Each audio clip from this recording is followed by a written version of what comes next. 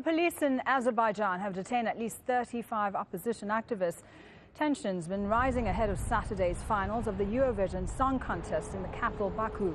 Opposition groups are trying to use the event to publicize rights issues they say have been overlooked for years. Joining us now from Azerbaijan's capital, Baku, is Giorgi Gogia. He's a senior researcher at Human Rights Watch. Thank you for speaking to Al Jazeera. Why are Human Rights Watch and other democracy and human rights groups protesting ahead of the Eurovision contest? Well, thank you. There's many reasons why Azerbaijan is failing to meet its international standards. Eurovision is a most watched song contest, and it is run by a European Broadcasting Union, which is the union of the media organizations.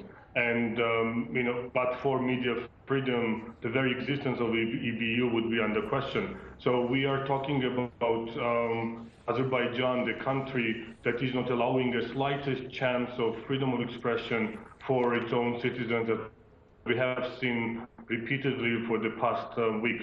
Right now, I'm coming back from another attempt by opposition protesters, demonstrators, to meet and protest against government restrictions of freedom of assembly and freedom of expression. And again, what I have witnessed together with dozens of international and local journalists is that every attempt to gather is ended by police immediately, swiftly detaining anyone who shouts freedom. The word freedom is just good enough reason for police to detain people, stuff them into cars, and take them away from demonstration sites. And this happens in front of dozens of journalists, and this has been happening for the past 3 days, for the past week already, several occasions. Ahead of this contest, though, was there freedom of expression in Azerbaijan? Well, Azerbaijan is a country where at least 5 journalists are in prison for doing what they do.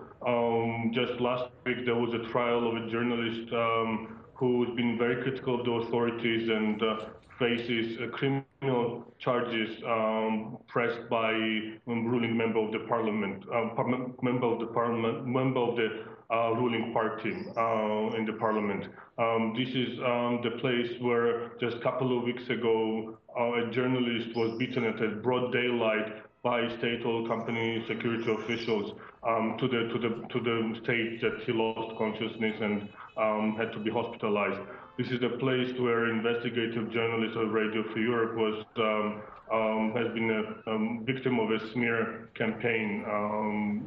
This is the place where foreign radio broadcasting has been banned since 2009, and all electronic media, broadcast media, is controlled by the government either directly through ownership or indirectly through the licensing process.